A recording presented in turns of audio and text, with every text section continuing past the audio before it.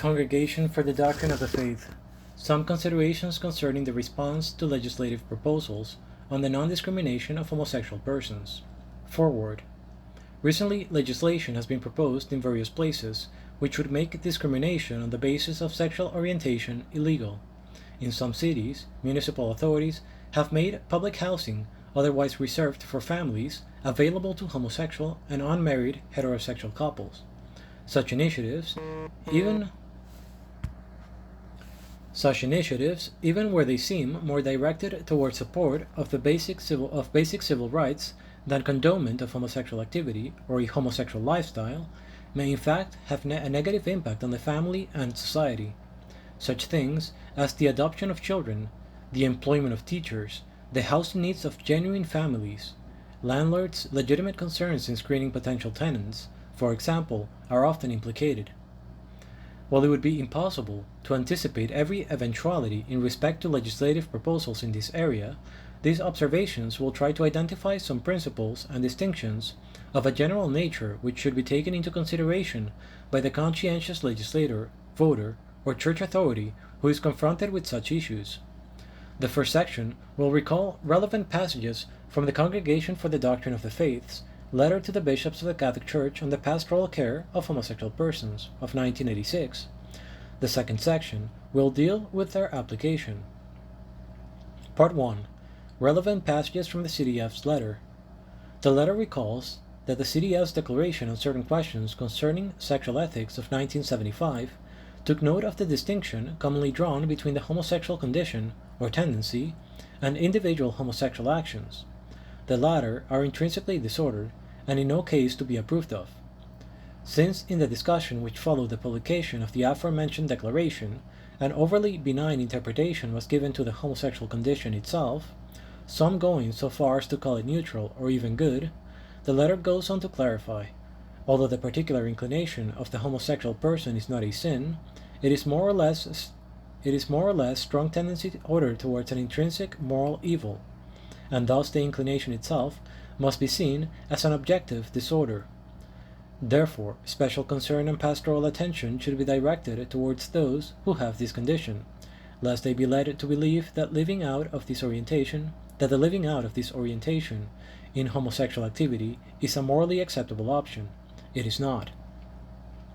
As in every moral disorder, homosexual activity prevents one's own fulfillment and happiness by acting contrary to the creative wisdom of God. The Church, in rejecting erroneous opinions regarding homosexuality, does not limit but rather defends personal freedom and dignity realistically and authentically understood. In reference to the homosexual movement, the letter states, one tactic used is to protest that any and all criticism or reservations about homosexual people, their activity, and lifestyle are simply diverse forms of unjust discrimination. There is an effort in some countries to manipulate the Church by gaining the often well-intentioned support of her pastors with a view to changing civil statutes and laws. This is done in order to conform to this pressure group's concept that homosexuality is at least a completely harmless, if not an entirely good thing, even when the practice of homosexuality may seriously threaten the lives and well-being of a large number of people. Its advocates remain undeterred and refuse to consider the magnitude of the risks involved. She, the Church, is also aware that the view that homosexual activity is equivalent to or as acceptable as the sexual expression of conjugal love has a direct impact on society's understanding of the nature and rights of the family and puts them in jeopardy. It is deplorable that homosexual persons have been and are the object of violent malice, in speech or in action. Such treatment deserves condemnation from the Church's pastors wherever it occurs. It reveals a kind of disregard for others which endangers the most fundamental principles of a healthy society. The intrinsic dignity of each person must always be respected in word, in action, and in law. But the proper reaction to crimes committed against homosexual persons should not be to claim that the homosexual condition is not disordered. When such a claim is made, and when homosexual activity is consequently condoned, or when civil legislation is introduced to protect behavior to which no one has any conceivable right, neither the Church nor society at large should be surprised when other distorted notions and practices gain ground and irrational and violent reactions increase. What is at all costs to be avoided is the unfounded and demeaning assumption that the sexual behavior of homosexual persons is always and totally compulsive, and therefore inculpable. What is essential is that the fundamental liberty, which characterizes the human person and gives him his dignity, be recognized as belonging to the homosexual person as well. In assessing in assessing proposed legislation, the bishops should keep as their uppermost concern the responsibility to defend and promote family life. Part 2. Applications. Sexual orientation does not constitute a quality comparable to race, ethnic background, and so on, in respect to non-discrimination. Unlike these, homosexual orientation is an objective disorder and evokes moral concern. There are areas in which it is not unjust discrimination to take sexual orientation into account. For example, in the placement of children for adoption or foster care, in employment of teachers or athletic coaches, and in military recruitment. Homosexual persons, as human persons, have the same rights as all persons, including the right of not being treated in a manner which offends their personal dignity. Among other rights, all persons have the right to work, to housing, and so on. Nevertheless, these rights are not absolute. They can be legitimately limited for objectively disordered external conduct. This is sometimes not only licit, but obligatory. This would obtain, moreover, not only in the case of culpable behavior, but even in the case of actions of the physically or mentally ill. Thus it is accepted that the state may restrict the exercise of rights, for example, in the case of contagious or mentally ill persons, in order to protect the common good.